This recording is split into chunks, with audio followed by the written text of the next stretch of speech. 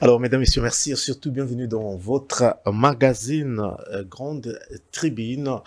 Nouveau numéro, nous avons l'honneur de recevoir sur ces plateaux Monsieur Thierry Mukelekele, journaliste. Il nous fait l'honneur d'être encore une fois avec nous. Il n'est plus à présenter. C'est parmi les consultants de votre magazine. Monsieur Thierry, bienvenue.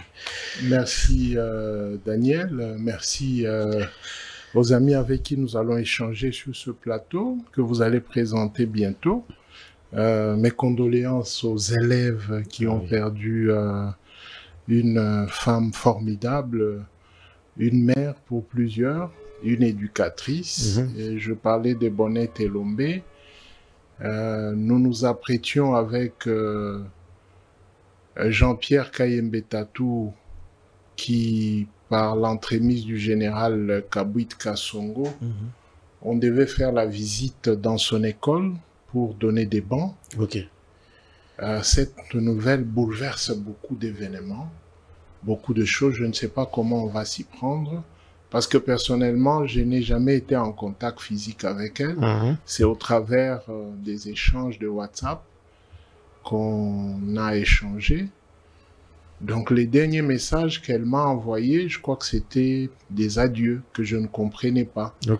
Parce qu'elle insistait beaucoup sur le fait qu'il faut garder les enfants, il faut vraiment continuer à encadrer les enfants.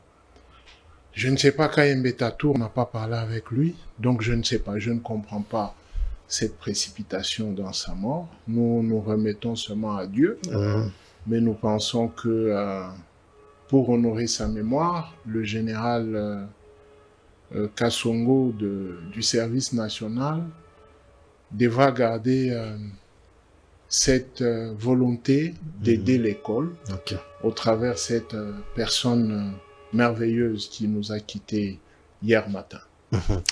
Merci beaucoup, Monsieur Thierry. Alors, vous n'êtes pas seul, vous l'avez dit. Monsieur Joseph Nkongolo, politologue, bienvenue également. Merci beaucoup, Monsieur Daniel, pour cette invitation. Je suis content de la première fois qu'on est avec toi sur le plateau. Merci beaucoup. Je salue aussi Thierry, je salue mon co-débatteur de droite.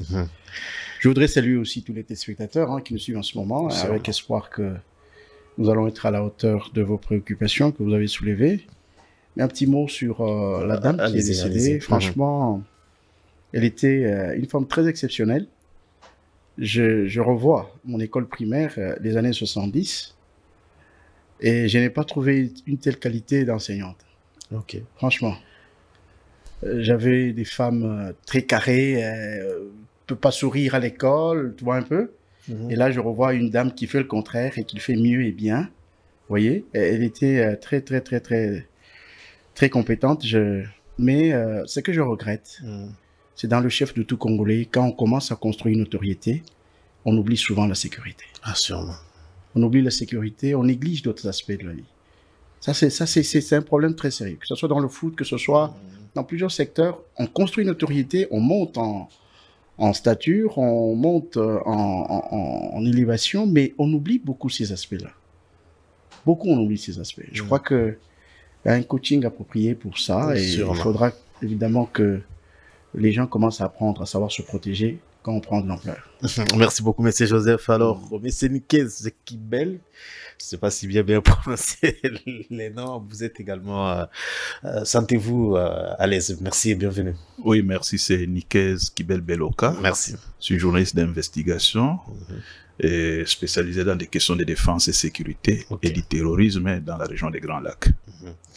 Alors, merci. Avant d'annoncer notre thématique, je ne sais pas si, M. Thierry, il y a une autre information dehors de la mauvaise nouvelle que vous venez d'annoncer avant d'entamer notre thématique. Au cas contraire, je pense que je suis très ému. Je ne sais pas amener d'autres informations qui iraient au-delà de la mauvaise nouvelle comme information que nous donnons. Donc, je prie seulement à ce que les gens respectent la mémoire, parce que sur TikTok, ça devient énervant de suivre TikTok. Ça devient énervant. Donc, je prie à quiconque qui va nous suivre de respecter quand même la mémoire de cette personne, de respecter sa famille, des intimités. Nous tous, elle nous a fait des confidences, mais on ne peut pas parler de ça comme ça publiquement. Donc c'est tout ce que je peux demander aujourd'hui. Vraiment, j'ai pas autre nouvelle à... Est-ce que c'est le cas avec M. Joseph? Il y a une information en dehors de... Bon, pas presque une information, mais je voudrais tirer l'attention de ceux qui dirigent la ville, que les sautes-moutons ont un tonnage maximum qu'il faut respecter. Moi, j'habite du côté de Pompage. Là, il y a des gros camions avec tonnage excessif, parfois 50 tonnes, qui passent au-dessus du saut-de-mouton. Mais quel est le tonnage maximum de ce Aucune plaque de signalisation. Voilà. Aucune plaque de signalisation. Justement, c'est ça l'élément. Il faudra déjà qu'on mette les plaques de signalisation et qu'on veille aussi aux entretiens de ces infrastructures. Elles ne sont pas là comme ça. Il faut entretenir. J'en vois déjà qui coulent et tout ça, ainsi de suite. Je crois qu'il faut qu'il y ait un service pour assurer l'entretien, mais surtout de mettre les plaques de signalisation pour limiter le tonnage. Surtout à Pompage, parce que là, il y a des gros camions qui viennent des chantiers. Sûrement. Et vous avez des camions de 50 tonnes qui passent au-dessus. Je suis très sûr que je ne vois pas un seul saut de mouton qui doit aller au-delà de 60 tonnes. Je ne pense pas. Alors, M. Michael, c'est vous, c'est ça. Oui, juste demander sur l'incident qui est arrivé à Binza, Météo Binza Delvaux, pour les artisans, les artisanaux, pour les chaises et tout ça, c'est suite, les chaises, tout ça, qu'on puisse prendre soin, parce que c'est la deuxième fois qu'on les sécurise et qu'on construise en dur pour eux, et surtout que la SNEL puisse voir avec le problème de courant, parce qu'on comment dirais-je, on se partage la responsabilité, les artisanaux disent, écoutez, c'est pas nous, ce sont le voisin dit non, c'est eux. Alors pour une fois, 2 fois, ça suffit, il faut pas qu'on ait une 3e fois. Le chef de l'État est passé par là, le ministre, le vice-ministre, près la cour, disons, les anciens combattants et les aides tamboués passés par là, qu'on prenne des dispositions utiles pour éviter que pareille catastrophe puisse se reproduire. Merci beaucoup. Alors, Doha, Washington, Kinshasa ou Luanda, quelles sont les causes profondes de l'insécurité en République démocratique du Congo et comment y remédier de manière définitive?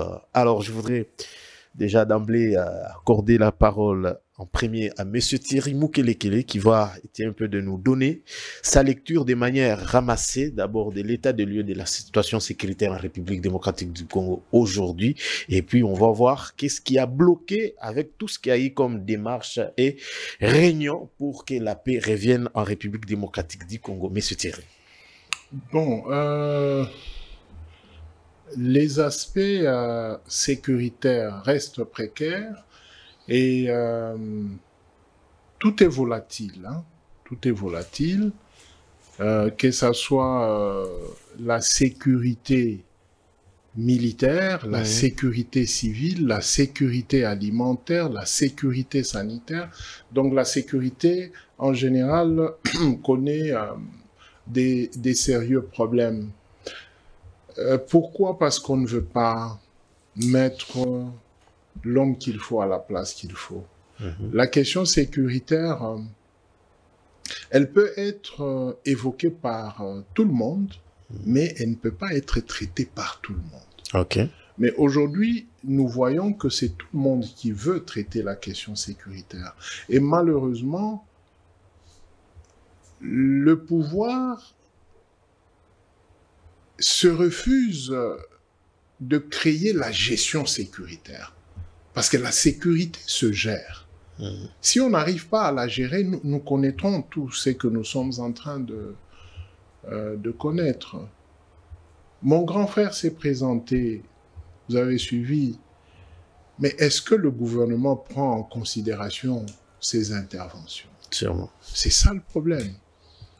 En dehors de lui, il y a d'autres qui sont dans des universités que nous suivons à plusieurs chaînes de radio-télévision.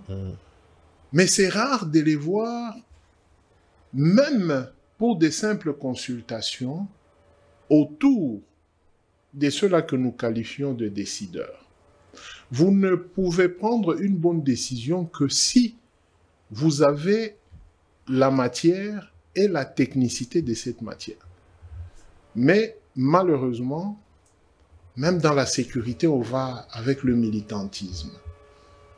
Et le militantisme n'a pas construit quelque part dans le monde. Même aujourd'hui, les partis politiques sont en liquéfaction, c'est à cause du militantisme. Donc si nous rentrons dans la sécurité du pays, nous sommes bloqués parce qu'on ne veut pas laisser les gens qui sont censés traiter des questions de sécurité pour les traiter, les donner comme appui technique et comme information. Parce que ceux-là qui traitent la question sécuritaire sont les personnes les mieux renseignées. Okay. Deux fois, on confond les rôles. Un bureau de renseignement doit avoir en son sein un service. La confusion, c'est quoi? Quand on dit service de renseignement, les gens pensent que ce sont les individus là qui sont dans ces locaux et toute cette méandre là. Et il y a même des gens qui disent « je suis du service des renseignements ». Mais quand vous voyez ce qu'il fait, il ne rend aucun service. Or, le service, c'est un exercice précis sur une matière précise. Mais dans l'ensemble, nous connaissons ce genre de problème. La Constitution consacre ce qu'on appelle la subvention. La subvention, c'est dans plusieurs domaines, hein, mais nous voyons plus, c'est dans le monde de sport où l'argent sort beaucoup pour la subvention, un peu dans le monde musical, un tout petit peu, mais dans des domaines tels que la sécurité, on ne donne pas, l'État ne sort pas la subvention. Parce que, je me répète, des gens comme mon grand frère ne sont pas obligatoirement engageables. Donc, vous lui donnez un papier, vous l'engagez. Non, non. Ce sont des consultants permanents. Okay. Et la subvention couvre justement ce genre d'action. Ça dit qu'il vient pour 30 minutes, vous le payez pour ces 30 minutes. Vous le prenez pour la journée, il vous fait ses calculs, vous payez sa journée. Vous dites que ce travail nous prendrait 1 mois, il vous fait un budget, vous lui donnez ce budget, et pendant 1 mois, il ne traite que du service de sécurité. Et quand il vous donne ce service-là dans vos bureaux, je chute, quand il vous donne ce service-là dans vos bureaux, vous êtes à même de rendre un service de renseignement, un service de sécurité. Donc, si nous ne voulons pas dégager la confusion de ce qu'on appelle service, nous connaîtrons ce genre de déboires. Et surtout notre ministère des Affaires étrangères connaîtra toujours des sérieux problèmes si ce ministère n'est pas accompagné. Merci beaucoup. Alors, M. Joseph, vous avez suivi M. Thierry qui a essayé un peu de peindre le tableau, de nous ramasser un peu de manière succincte la situation sécuritaire. Il a présenté quelques faiblesses qui bloquent la démarche liée à la paix. Quelle est votre lecture? Bon, moi je voudrais dire que la sécurité en général, c'est un secteur très sensible et fragile. De la même manière que la stratégie, qu'elle soit militaire, qu'elle soit civile, ce sont des terrains très très sensibles où l'Union européenne a glissé en voulant sanctionner la Russie.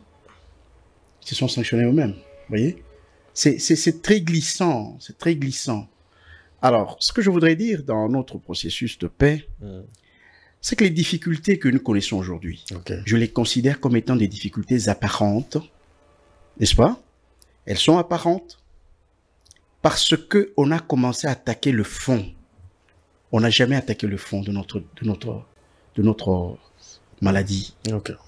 Maintenant, on touche au fond. C'est quand on touche au fond, c'est un degré supérieur, il a ses fragilités. Nous sommes dans ces fragilités-là. Mais il y a une amélioration sensible, il y a une amélioration. Nous sommes à une étape plus sensibles. Voilà pourquoi il y a plus de fragilité. Les gens considèrent les difficultés comme étant... Non, ce sont des difficultés de passage.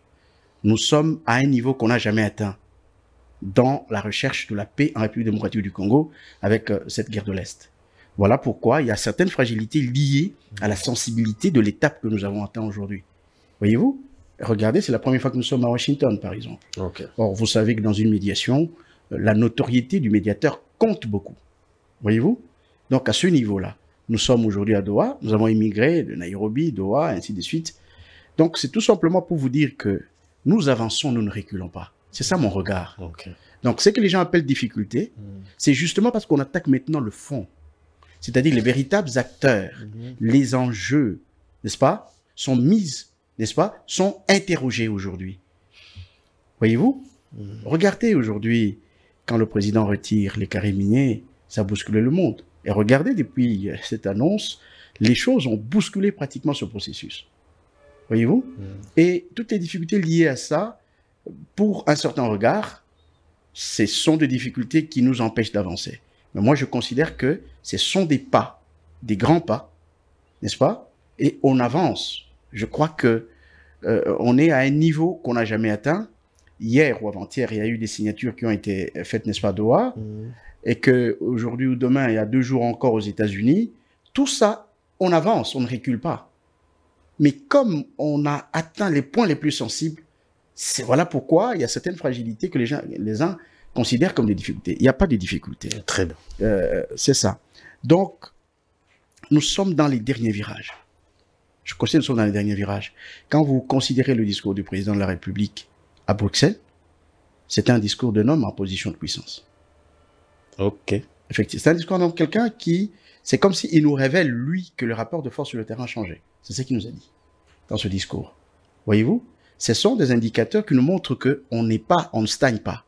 On avance avec beaucoup de difficultés, certes. C'est normal, comme il a dit, comme je l'ai dit, que c'est un processus très fragile parce que dans le domaine de la stratégie, dans le domaine de la sécurité, en tout cas, c'est trop glissant. On peut commettre des erreurs tout en croyant avoir bien fait, arrêter des bonnes stratégies et puis elle se renverse ou se retourne contre vous. Mais il y a tous ceux qui pensent qu'on est en train de se plaindre au lieu de passer à la vitesse supérieure. Ça fait partie du jeu, en fait. Ça fait partie du jeu.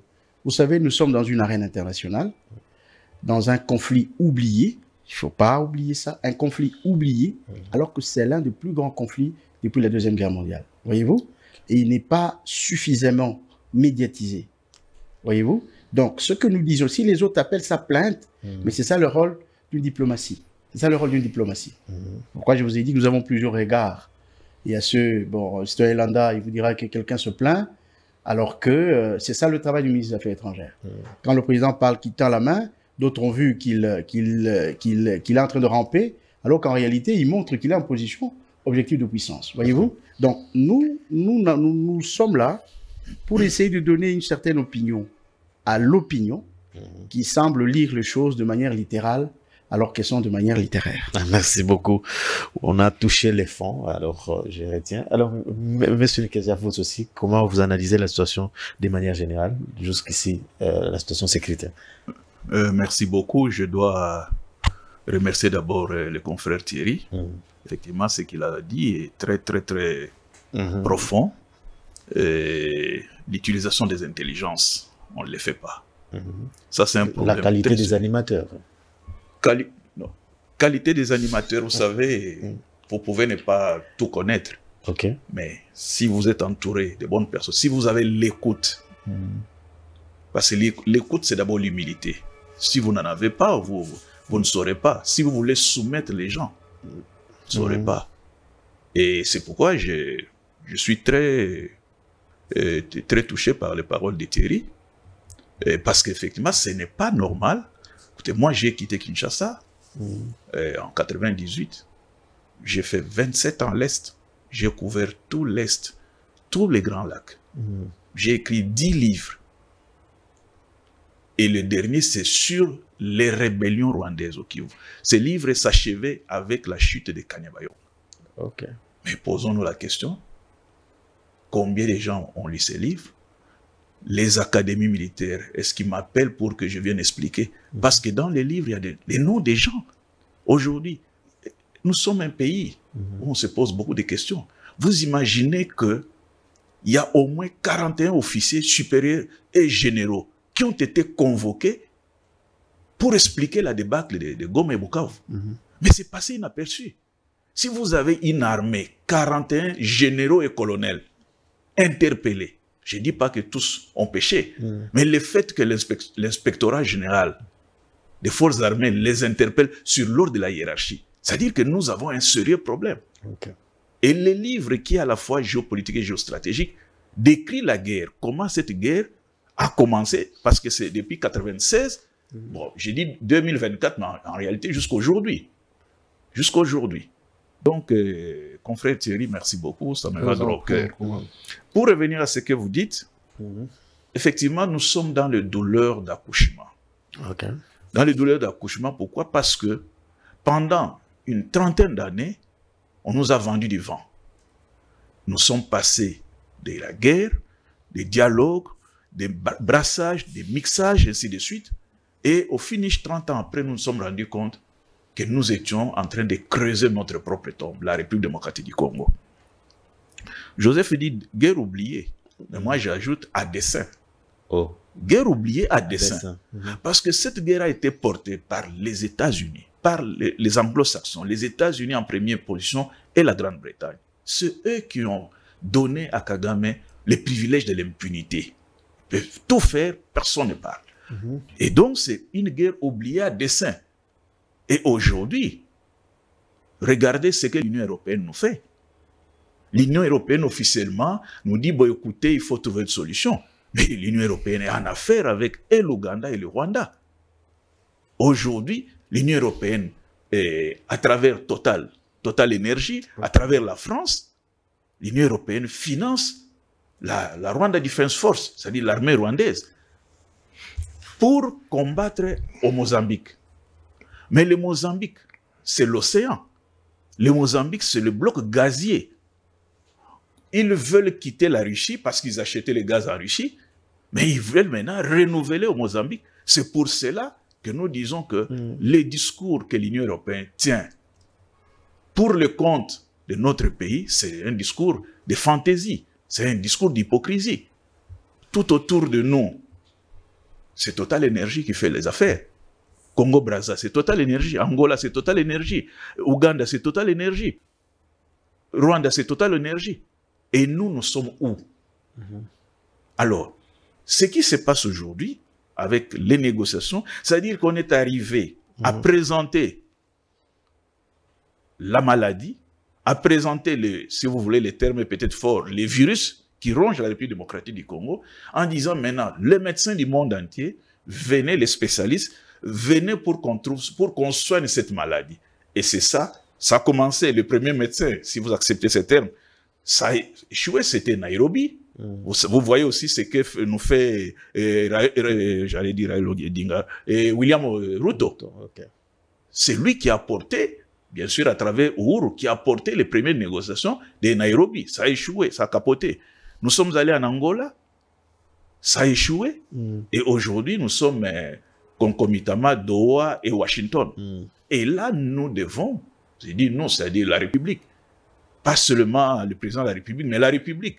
Et nous, les journalistes en premier lieu, nous devons conjuguer les efforts, montrer les failles, pas critiquer pour critiquer, mais montrer les failles qui nous aident à avancer parce que, on l'a dit, la pirogue, c'est chavire jusqu'à quand on est pratiquement alors. Donc, il faut tenir.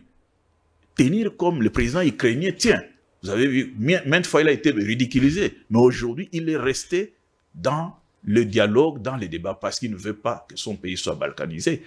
Donc, au fait, pour ne pas me répéter, nous sommes dans le processus d'accouchement, avec tout ce que ça comporte. On peut avoir un mort-né, on peut avoir une fausse couche. Et finalement, nous souhaitons que l'accouchement se passe tout en étant dans la douleur, mais que le résultat soit effectivement un bon résultat pour que nous puissions applaudir.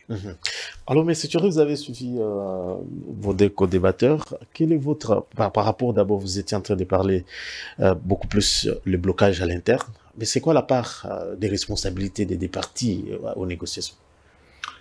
Bien, si nous arrivons d'abord à résoudre la question en interne, À l'extérieur, ça sera beaucoup plus simple et beaucoup plus facile.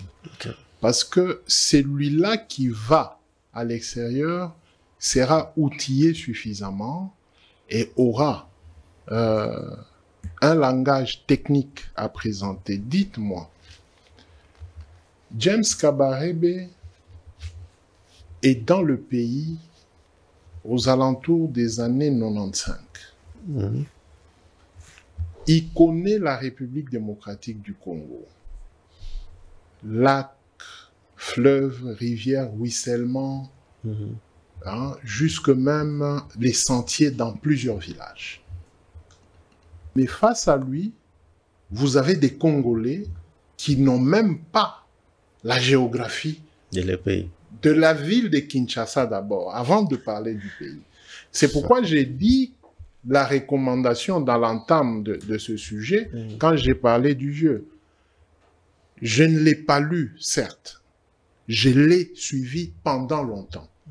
Et dans ce que j'ai suivi, j'ai compris beaucoup de choses. Et je me dis que c'est l'un des rares techniciens qu'on peut utiliser.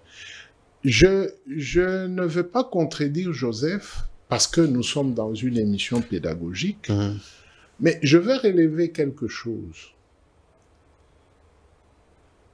Tout le monde n'est pas sécurocrate, ça je précise. Peu importe les nominations qu'on vous donne, heureusement que le vieux a chuté par là. Vous pouvez même ne pas connaître le français. Ok. Vous ne parlez que l'une des langues nationales. Mais quand on vous donne des technocrates autour de vous, dans un discours, vous utiliserez la langue locale, nous prendrons un interprète congolais qui connaît la langue que vous allez utiliser dans le monde. Malheureusement pour nous, notre langue officielle, c'est le français. Les autres langues ne sont pas utilisables dans le monde, mais nous pouvons inverser ce comportement-là, où un ministre peut aller défendre le pays en Kikongo, et il y a l'interprète, on peut, c'est nous. C'est notre souveraineté, parce que les 4 langues nationales font partie de notre souveraineté. Donc on peut. Ça, c'est pas le problème. Si nous voulons réussir, même dans 3 jours, on peut réussir. Okay. Si nous voulons réussir, changeons la donne. Quittons cet esprit-là d'enfermement. Soyons corrects et logiques par rapport à nous-mêmes. Une stratégie, c'est le moyen par lequel on utilise certaines méthodes, un certain comportement pour atteindre un contact ou un but dans le cadre de l'espèce avec l'ennemi. Lui vient de vous rappeler que depuis 30 ans, il écrit. Okay. Si vous ne voulez pas l'envoyer sur terrain, ou vous ne voulez pas le voir physiquement, même sans lui, achetez au moins ses ouvrages. Vous savez, nous avons le chest ici. Je ne sais pas si vous êtes consultant au chest. Bon, c'est une question, je vais répondre. Oui, on peut faire une interaction. Je ne sais pas si je dois dire que je suis consultant, mais je dois vous dire que j'ai contribué au rayonnement du chest. Toute modestie gardée. Bon, parce qu'en 2017, excusez-moi, vous allez récupérer. En 2017, le général Bayo, qui était directeur académique, m'a invité pour venir expliquer le terrorisme au Tchest. Okay. Et en 2019, l'ancien chef d'état-major général Mbala m'a invité devant des généraux. Voici les titres. Les opérations Sokola 1, analyse, état des lieux, analyse et perspective d'avenir.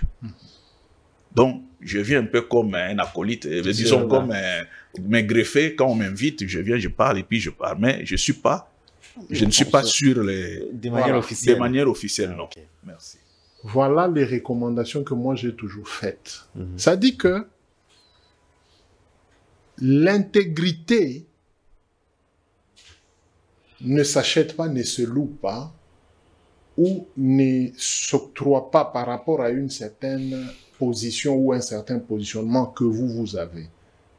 L'intégrité, c'est quand, d'une manière, dans toute modestie, vous admettez que non, Kamboa, si je les mets à côté de moi, ce rayon va évoluer. Okay. C'est pourquoi j'ai parlé de la subvention. Sûrement. Or, vous voyez, le CHESD n'est pas de 2017, c'est un peu avant 2017. Oui. Mais regardez, nous sommes en 2025, il n'est passé là que 2 fois. Pas 2 ans, hein, 2 fois. 2 fois. C'est ce que j'ai dit. Ça dit que ici, nous pouvons changer la donne des Doha, la donne des États-Unis, si ceux-là qui nous écoutent en ce moment récupéraient la technicité. Parce que si vous avez des données, vous avez face à vous un monsieur, comme je vous l'ai dit, James Kabarebe.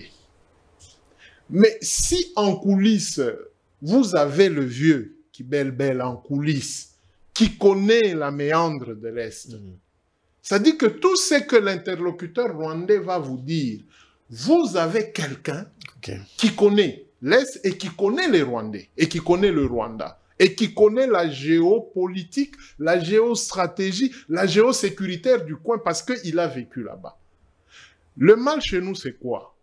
Un expert, il faudrait qu'il soit un petit blanc qui n'a pas étudié, mais parce que son ambassade lui a donné un visa, et on ne sait pas lui définir qui il vient, on dit expert. Et chez nous, on le reçoit. Mais c'est quoi une expertise? C'est ce que le vieux vous dit, que j'ai fait 30 ans. Ayant une expertise, il est expert. Il n'a pas besoin d'un diplôme d'université. Une expertise, c'est ce à quoi vous surfez d'habitude. Et vous pouvez donner votre avis sur ça. Et votre avis donne des résultats. C'est ça même la stratégie. Quand un avis quelconque donne un résultat, et surtout un résultat qui met l'ennemi en porte-à-feu. Vous voyez. J'ai toujours dit à Joseph, même dernièrement, je lui ai dit sur le plateau de Dan, que j'aimerais que le président écoute ce que tu dis. Parce que toi, Joseph, quand moi je t'entends, je te comprends. Est-ce que les gens du gouvernement te comprennent? Parce que toi, tu expliques ce que eux sont censés expliquer. Vous comprenez? C'est pas de l'insulte. Ça dit que lui, là, et aujourd'hui encore le vieux Belbel, le gouvernement doit savoir qu'il y a des Congolais dont leur vie, c'est étudier le comportement. Ok. Voyez-vous? Dans la stratégie, c'est un comportement. Quand vous avez la maîtrise du comportement de l'autre, de l'environnement, du terrain, vous avez la stratégie. Parce que vous direz que non, pour affronter Kamboa, il faut seulement acheter la Primus. Dès que vous donnez à Kamboa la Primus, il va parler. C'est une stratégie. Voyez-vous?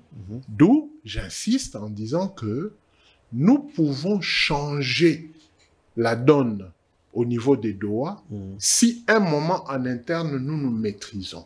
Même pour 3 jours.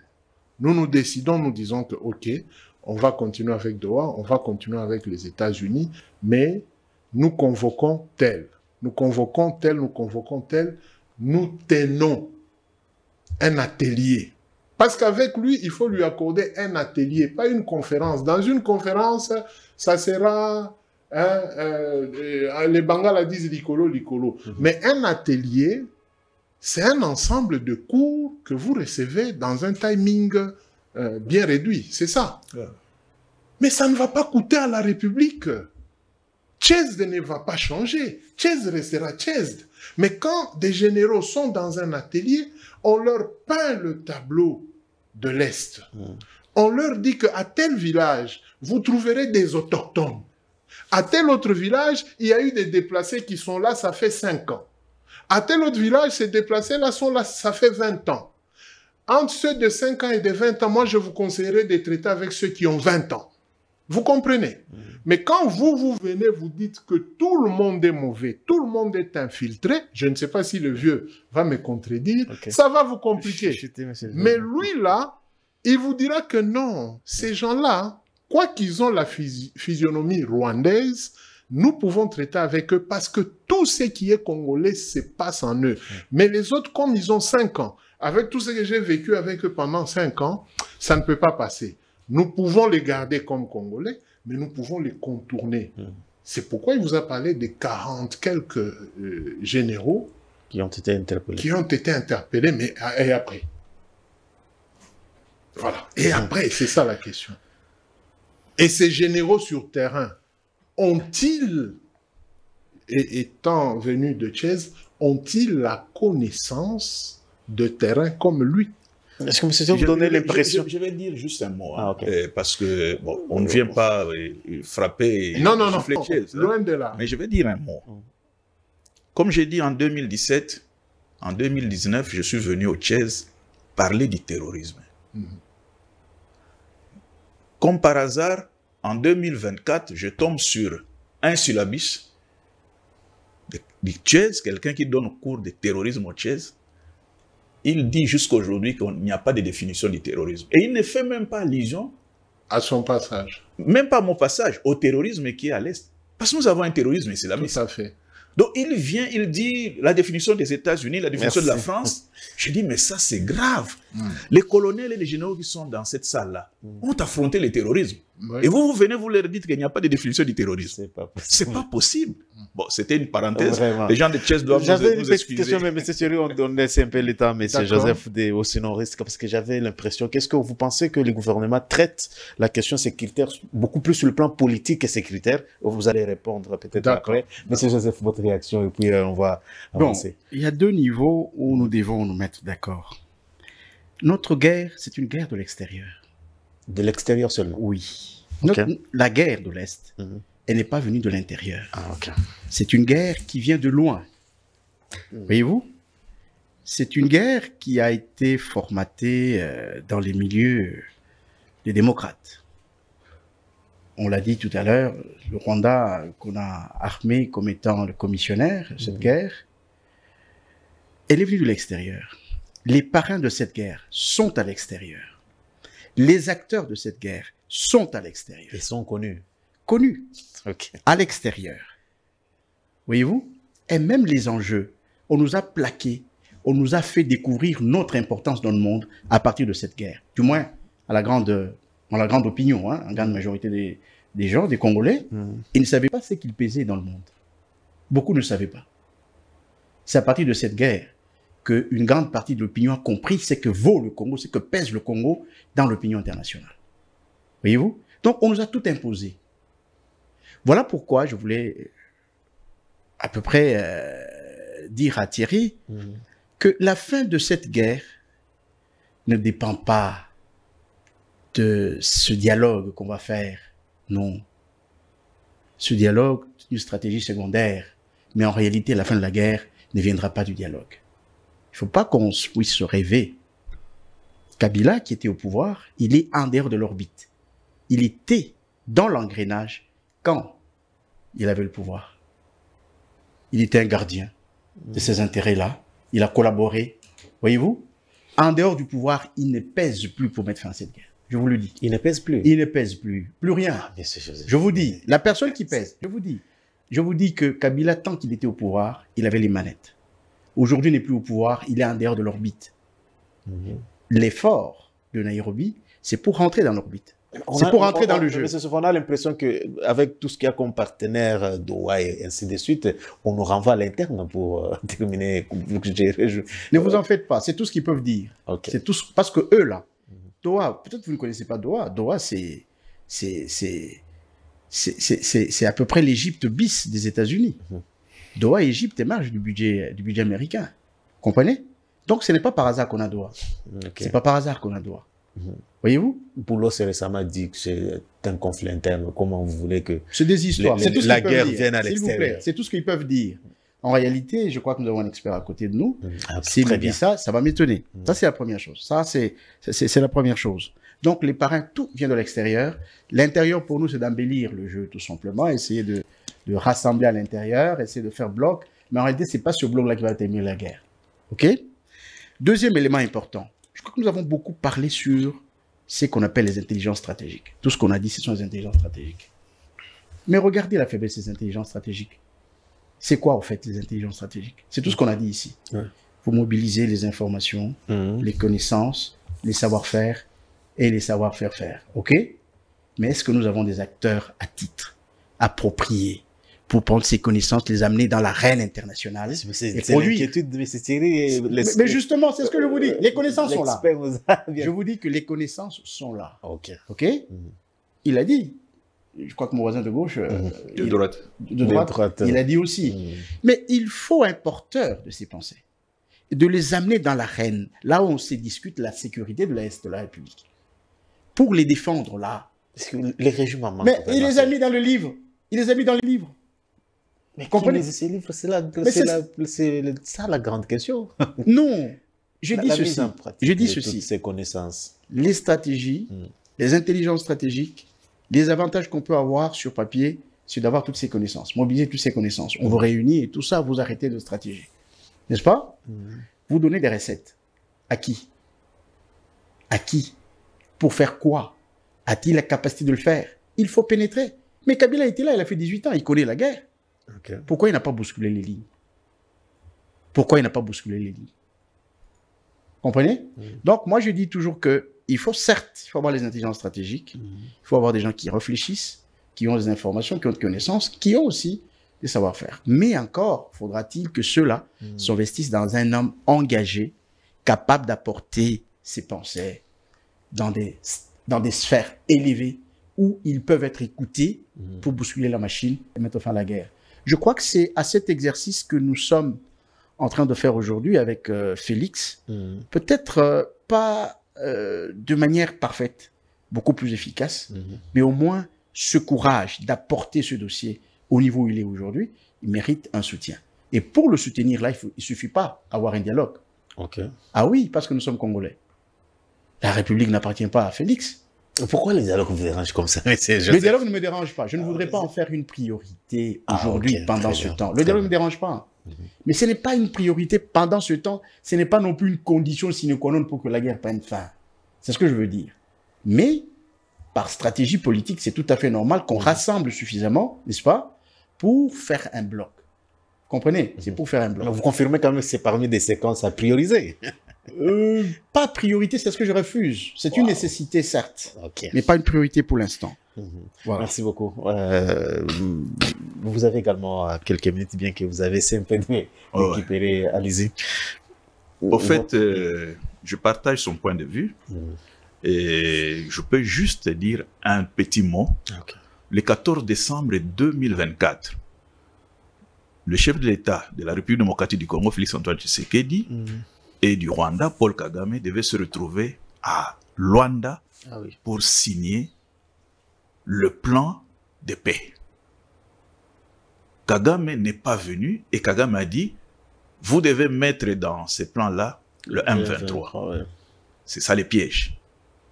C'est ça les pièges. Mettez dans le plan le M23. En 1996, lorsque la guerre commence, on nous dit que c'est la guerre de Banyamulenge. Avant que ça ne devienne l'AFDEL, Mosé prend la tête. En 1998, Mosé nous dit, bon, je caricature un peu, que les Rwandais retournent chez eux et je vais payer l'ardoise. Le RCD naît. En 2004, Laurent Koundé est nommé général. Il doit venir prêter serment à Kinshasa. Il refuse. Il crée le CNDP. Donc, nous évoluons. Donc, à chaque fois que nous voulons avancer, on crée quelque chose. Et on nous dit, réglez d'abord vos problèmes. Le problème, ceux qui créent les rébellions rwandaises, c'est le Rwanda. Ce n'est pas des Congolais. C'est ça le titre de mon livre. C'est le Rwanda qui crée des rébellions chez nous. Alors, lorsque vous regardez très bien, vous vous rendez compte que les rébellions qu'on crée, je pèse rapidement. On crée la rébellion de Banyamulenge, on met Mosé Laurent Désiré Kabila à la tête. On congolise la rébellion, si vous voulez. On crée le RCD, on met Wamba Diawamba à la tête. On congolise. On crée pour les CNDP, ils n'ont pas mis. Le M23, on met Runiga à la tête. Le M23 bis, on cherche, on ne voit personne à mettre, on crée l'AFC. Nanga vient prendre la tête. Mais lorsque vous regardez les communiqués de M23 et de l'AFC,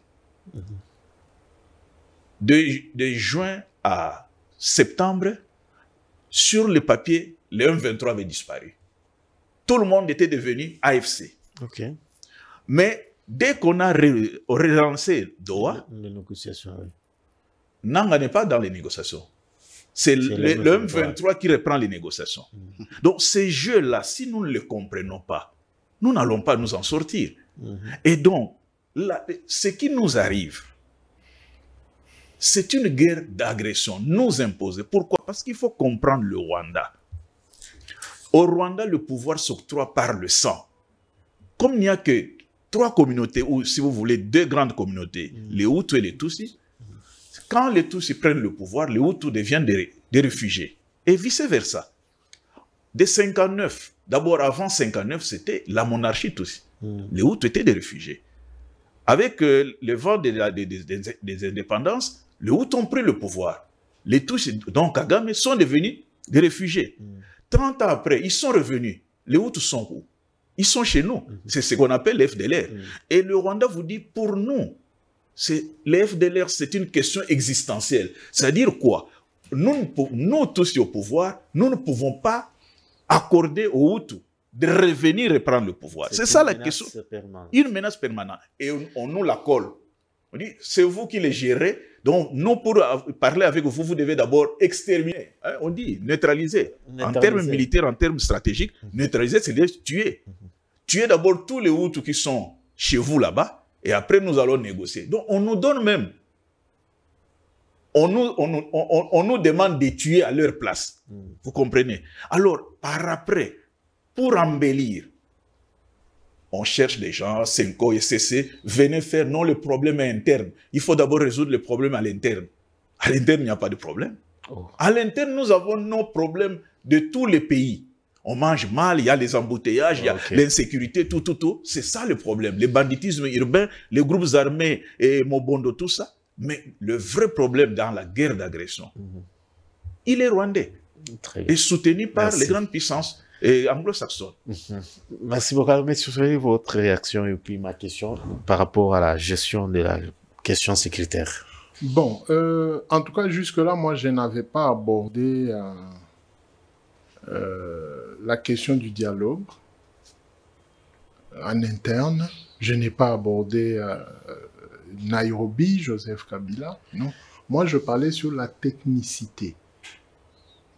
Ce qui revient au gouvernement de faire en ce moment, c'est de régler la question en interne. Il y a même un ami journaliste, je viens d'oublier le nom, on était avec lui sur un autre plateau, où il parlait, il proposait même un dialogue sécuritaire. Dialogue sécuritaire. Selon lui, c'est-à-dire que dans son entendement, il fallait que les Congolais discutent sur la sécurité dans leur propre pays. Qu'est-ce qui ne va pas? Parce que ce qui va de la sécurité, c'est tout ce qui touche au danger. Est-ce que la RDC n'est pas en danger? Oui. Que le danger vienne de l'extérieur, mais la RDC est en danger. Maintenant, les acteurs qui touchent à cet aspect du danger pour essayer d'étoffer le danger ne veulent pas être accompagnés par les techniciens. C'est ça mon propos. Ça dit que moi, je ne touche pas aux aspects politiques, non. Moi, je suis resté plus dans les aspects techniques. Et ces aspects-là imposent au gouvernement de nous écouter. Parce que pour comprendre même que la guerre vient de l'extérieur, il faudrait avoir cette expertise. Il faudrait avoir ce genre d'analyse. Et vous pensez que on n'a pas ce genre d'analyse, qu'on ne se voile pas la face. On est plus dans des supputations politiques que des analyses techniques. Est-ce qu'aujourd'hui, peut-on évaluer la question sécuritaire dans la ville de Kinshasa? Sous d'autres cieux, on parle du niveau orange du niveau. Est-ce que nous avons ce genre de choses? On n'en a pas. Mais nous avons des gens aptes à vous dire que par rapport à ce qui se passe, ce n'est plus du vol, c'est devenu du banditisme. Ce n'est plus du banditisme, c'est de la criminalité. Ce n'est plus la criminalité, c'est la désobéissance civile. Ce n'est plus la désobéissance civile, c'est le terrorisme. C'est palier par palier. Est-ce qu'à la Robank, il y a eu cambriolage ou il y a eu braquage? Il faudrait appeler l'expert pour qu'il vous dise que oui, il y a eu braquage. C'est quoi un braquage? C'est une attaque à main armée. Est-ce qu'à la banque, il y a eu attaque à main armée? Où il s'est retrouvé un individu dans la banque qui a créé de l'embrouille et qui a sorti un pistolet en plastique. Qu'est-ce que l'expert dit? Pourquoi n'a-t-on pas vu, par exemple, la police scientifique sur terrain? Nous, ayant une expertise, on n'est pas scientifique pour aller poser des actes. J'ai posé cette question à quelqu'un, m'a dit que c'est le journaliste qui a alimenté la question avec les termes. Mais justement, parce que ces journalistes-là n'ont pas invité les gens qui sont reconnus dans la matière. Et puis, tout présentateur n'est pas journaliste. Très bien. Voyez-vous, donc nous n'ouvrons pas encore d'autres brèches. D'où, nous pensons que, même chez vous, c'est un conseil permanent, surtout dans les corps du journal télévisé ou journal radio diffusé, vous pouvez en faire un permanent. Très bien. Quand vous avez une situation dans un tel coin de la capitale, vous appelez, papa, Kibelbel, vous êtes où? Non, je suis Andjili. Non, ici à Kinkole, il y a telle situation. Bon, je n'ai pas le temps d'arriver là-bas, mais donnez-moi le briefing. Posez telle question, et vous m'envoyez les réponses. Lui, à partir des réponses que vous allez lui envoyer, vous dira que non, attention. Là, à Kinkole, il commence à se former une affaire inquiétante qui nous amènerait à telle situation. Et si ça persiste, nous connaîtrons le terrorisme urbain dans la ville, comme actuellement. Est-ce qu'un bourgmestre peut-il évaluer ce que nous disons pour en faire rapport au gouverneur de la ville et que le gouverneur de la ville sollicite à sa hiérarchie maintenant la police, oui, la police nationale? Ça dit que ces exercices-là, nous en avons besoin ici, présentement, maintenant. Avant d'aller dans les dialogues, dans tout ceci, non, d'abord que l'État rentre dans ce que nous voulons appeler le pouvoir public. Dans le pouvoir public, c'est ce que je vous dis. On a déplacé des blindés, on a déplacé ceci, mais maintenant, on n'arrive pas à expliquer à la population si c'est un braquage, un cambriolage, et tout et tout. Donc, pour Doha, je l'ai toujours dit, je n'ai jamais été d'accord que nous allions à Doha. Mais nous y sommes. Quand nous sommes là-bas, c'est pas important que vous déplaciez Mukelekele, vous déplaciez Kibelbel ou Joseph, c'est pas important. Les téléphones sont là. Les téléphones sont là. À partir des Doha, on peut consulter Kibelbel, mais on lui donne de l'argent. Il prend son avion, il va à l'endroit où vous estimez qu'il y avait un problème et il vous fait un travail. Et maintenant, il vous envoie. Et à partir de Doha, vous pouvez produire quelque chose qui ferait que la guerre qui est extérieure, que nous puissions même la neutraliser ou la maîtriser à partir de l'extérieur. C'est ça mon problème aujourd'hui. Parce que si nous terminons tout ça, peut-être nous avons gagné. Mais en gagnant l'extérieur, ils nous disent venez causer à l'intérieur. Ça fait partie des stratégies. Mais si vous n'avez pas des gens capables de découvrir que, attendez, dès lors que vous venez de poser ces problèmes, eux, ils vont vous poser tel problème. Et ils vont s'attendre à ce que... On a parlé des pièges ici. Mais c'est ça. Dans ce monde-là, les pièges fonctionnent comme ça. Et ce ne sont que des stratèges qui peuvent commencer à identifier en amont que, attendez, quand vous donnerez cette position, et ils vous diront ça. S'ils vous disent ça, demandez à tous les communicateurs du pouvoir de ne rien communiquer dessus. Vous comprenez? Parce que quand vous dites que c'est un non-événement, mais pendant toute une semaine, vous ne parlez que de ça, vous faites quoi? Vous en faites un événement. Merci. Alors, monsieur Joseph, je vois que vous avez quelque chose à... D'abord, votre réaction, comme ça, je donne ma question. Bon, Thierry... on a précisé qu'il n'était pas... Il était beaucoup technique. Oui, bon, je crois que c'est son orientation. Oui. Il est plus dans la technique. Je ne sais pas s'il a eu à exercer quelques responsabilités dans des services. Nous, on est là pour donner des solutions. Oui, d'aller un peu plus en profondeur pour donner les armes à ceux-là qui ont la capacité de les utiliser et nous décrocher un peu la paix.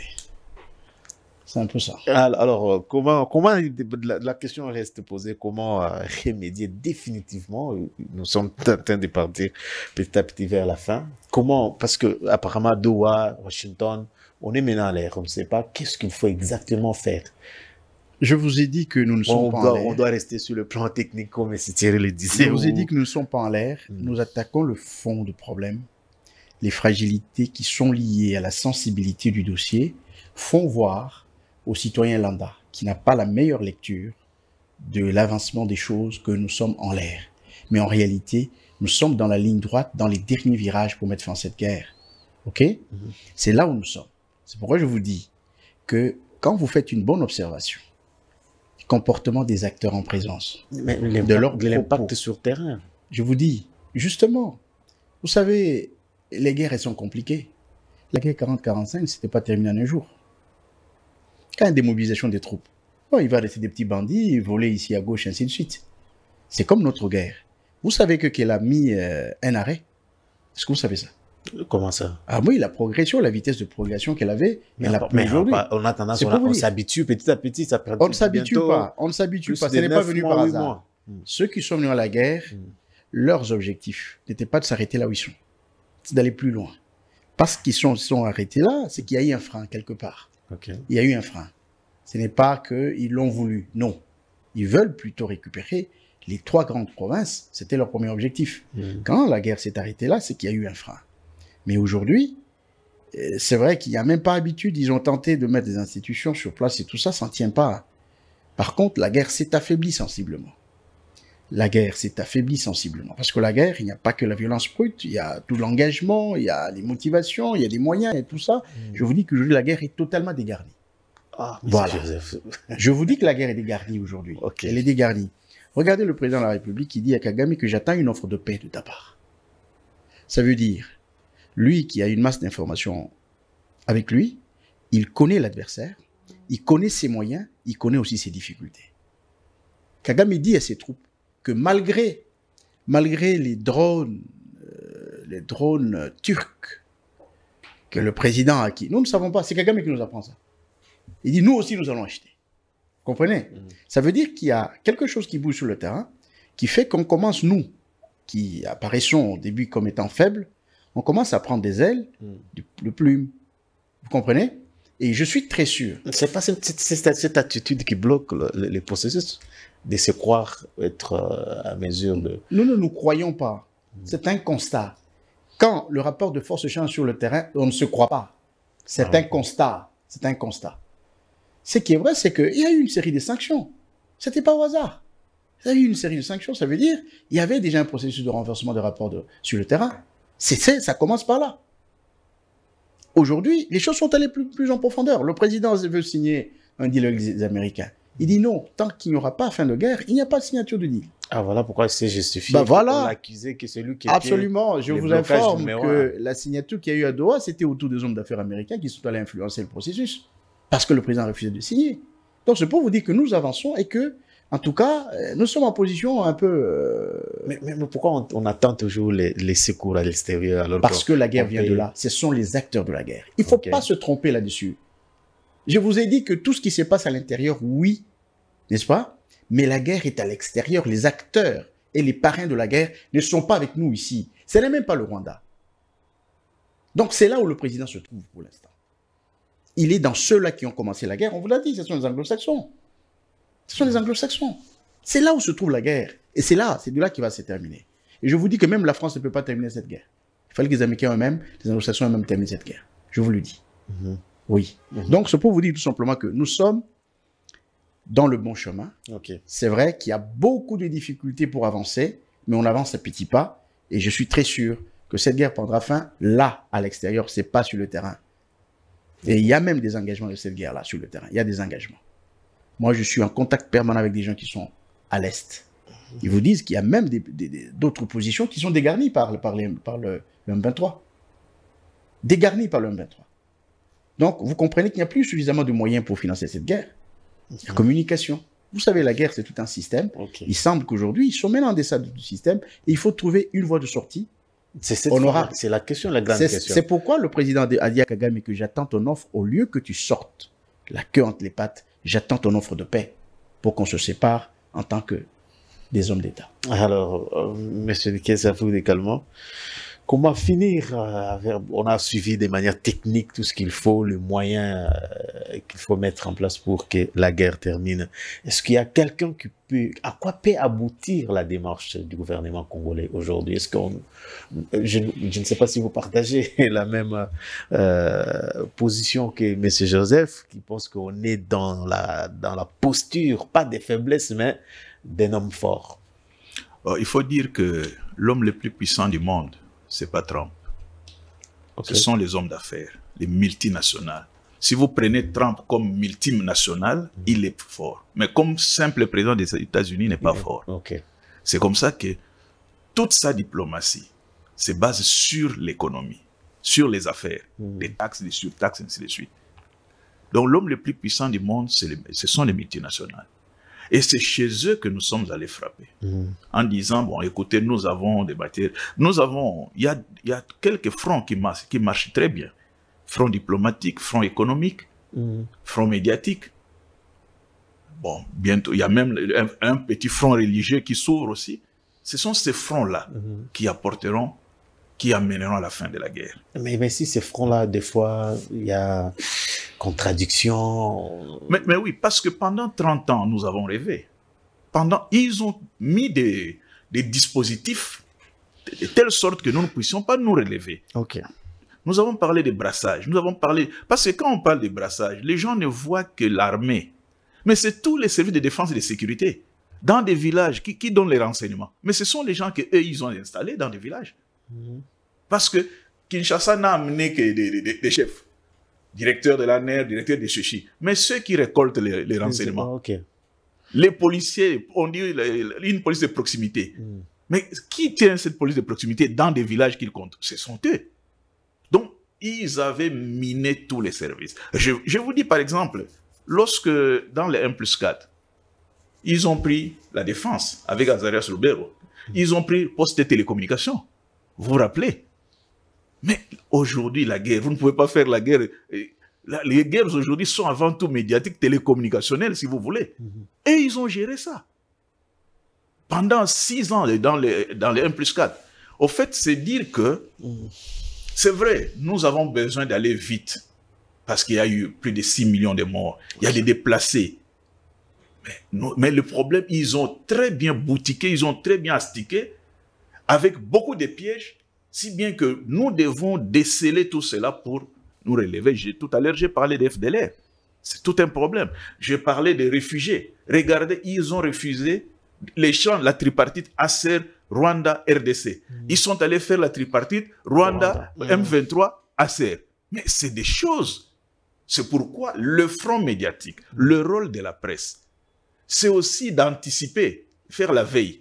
Et ce qui nous manque souvent, Thierry dit, même quand nous parlons, on ne saisit pas. Mais d'abord, il faut anticiper. Et après l'anticipation, il faut prendre les bonnes résolutions. Il faut connaître avant d'aller discuter. Tout le monde cite James Kabarebe.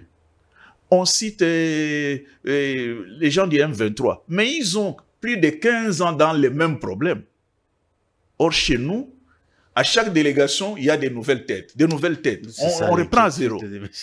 Vous comprenez? Donc, ce que Thierry dit, c'est vraiment fondamental. Parce que un jour, un Ougandais disait aux gens de la DGDA, Le problème avec vous, les Congolais, c'est quoi? Nous, on vous donne les numéros de téléphone, c'est les numéros de service. Même quand quelqu'un est parti, vous appellerez le même numéro. Ok. Mais chez vous, aujourd'hui, celui qui vous donne son numéro, le lendemain, quand vous appelez, il dit non, le numéro n'est pas, ce n'est plus lui. Donc, même pour les numéros de téléphone, nous n'avons pas les numéros de service. Vous venez là, vous êtes ministre, avec votre numéro. Vous donnez à un autre, disons, un collègue ministre d'un autre pays, le lendemain, il y a remaniement, il l'appelle, il ne vous joint plus. Les numéros de service, nous n'en avons pas. Ça, ce sont des efforts. C'est pour quand il dit que dialogue à l'interne, c'est-à-dire à l'interne, nous avons beaucoup de choses à retoucher. Beaucoup de choses à toucher et retoucher, pour que lorsque nous allons nous présenter devant l'ennemi, nous soyons forts. S'il y a des fissures, on ne peut pas. Et ce que nous voyons, Nairobi, ce sont des fissures. Doha, les Nanga, ce sont des fissures. Bon, il faut trouver comment gérer tout cela. Ce n'est pas ici à nous de dire comment on peut gérer. Quand je parle de 41 officiers, supérieurs et généraux, interpellés, ils deviennent quoi? Et après, vous avez présenté quelqu'un comme étant dans la trahison, dans l'infiltration. Vous ne dites plus rien, vous les laissez comme ça. Mais vous créez des frustrés. Vous créez des frustrés. Bon, c'est un domaine très sensible, je vais m'arrêter là. Je comprends. Alors, messieurs, nous sommes pratiquement à la fin.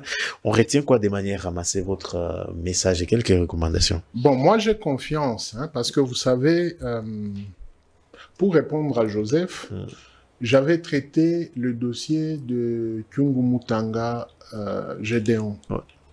J'étais incompris. Arrêté même plusieurs fois et on m'a fait passer même pour l'ennemi de la patrie. Mais comme moi j'avais compris et j'ai eu une expertise par rapport à ça, je suis parti d'un cachot A de l'ANER vers un cachot B de l'ANER, passa par les DEMIAP et tout. Mais dans tous mes PV, j'étais resté constant et cohérent parce que je savais maintenant de quoi est-ce qu'il s'agissait.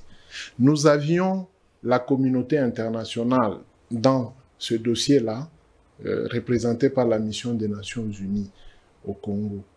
Mais si aujourd'hui, dans le Katanga, cette mission n'existe pas, les Congolais doivent se poser la question, et même le gouvernement. Qu'est-ce qui s'est passé pour que la mission des Nations Unies dans l'espace Katanga n'existe pas? Mais plus tard, 9 ans plus tard, Gédéon reprend encore. Mais on ne pose pas ce genre de questions à qui des droits. C'est pourquoi j'ai rappelé que... On a senti récemment une menace du genre... Mais c'est parce que les gens ne comprennent pas. Il ne faut pas aller chercher des blancs pour des choses qu'un noir a travaillé, que vous avez arrêté, et vous avez tous les dossiers. Vous comprenez?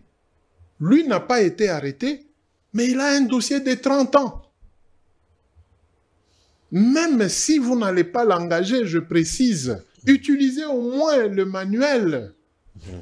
On retient quoi? On retient que, Monsieur le Président de la République, il y a des Congolais capables de vous aider dans ces matières dites sensibles, dont on n'a jamais tout dit à la télévision ou à la radio. Nous attendons toujours des bons moments. Quand Joseph Kabila a voulu terminer le dossier de Gédéon, c'est lui-même qui avait pris l'initiative. Sortez ce journaliste du cachot et demandez-lui que faisons-nous. Quand on a posé cette question, Gédéon est sorti, il est resté 4 ans. Merci. Monsieur Joseph, on retient quoi des manières à ramasser? Je voudrais seulement dire que les querelles et les conflits mal éteints sont 10 fois plus à craindre. Quand un conflit naît, il faut le résoudre en profondeur. Si vous le résolvez à moitié, il devient plus grave. Plus grave. Il faut éviter ce genre de choses. Deuxièmement, les mauvaises réconciliations. C'est tout un processus. Quand vous le faites à moitié, vous creusez le tombeau. Pour vous-même et pour la nation. C'est la conséquence, c'est la situation à laquelle nous sommes aujourd'hui. Ceux qui ont géré ce conflit depuis 96, commençant par Mobutu, Kabila père, Kabila fils. Aujourd'hui, tu sais qui dit dans la même boue. Ils l'ont pas bien fait. Voilà pourquoi il a pris des hautes dimensions. Nous comptons des millions de morts. c'est parce que les acteurs en présence pour résoudre ce dossier ne l'ont pas fait de manière correcte. Parce que plusieurs fois, les uns les autres étaient impliqués dans cette guerre alors qu'ils s'étaient présentés à l'opinion comme étant des défenseurs de la République. Voyez-vous, aujourd'hui, la seule recommandation que je peux donner au président de la République, c'est d'être patriote. Travailler pour que la République retrouve la paix et la paix définitive. Il ne faut pas faire des choses à moitié. Il faut pas faire des choses à moitié. Donc, je le soutiens sur sa position catégorique sur laquelle il est, pour que la guerre prenne fin définitivement, pour que le dossier Rwanda-RDC ne soit plus une histoire de guerre. Et ça, c'est important. Donc, la position qu'il a prise, je voudrais qu'il aille avec ça jusqu'au bout. Pas dialoguer à la manière des autres comme évidemment, non, ça on doit arrêter parce qu'on ne peut pas en dialogue les mêmes bourreaux d'hier, des ministres d'aujourd'hui et puis non, il faut arrêter. C'est pourquoi je soutiens dans cette position. Merci. Et on doit mettre fin définitivement à cette guerre et c'est possible. Et aujourd'hui, nous sommes peut-être dans les derniers virages pour le faire. Merci beaucoup. Alors, à vous également, votre... Oui, Daniel, nous devons apprendre de nos erreurs. Nous avons commis beaucoup d'erreurs, que ce soit sur le plan militaire, sur le plan politique, nous devons apprendre de nos erreurs. Et c'est de cette sorte-là que nous pourrons être forts. Mais nous devons aussi avoir l'écoute et l'humilité, surtout l'humilité d'écouter, d'apprendre, de comprendre pour agir. Mais quand on est au pouvoir, des fois, on pense qu'on a déjà tout acquis. C'est ça le mal. Merci beaucoup, M. Joseph. Merci également, M. Thierry Moukelekele. Merci beaucoup, M.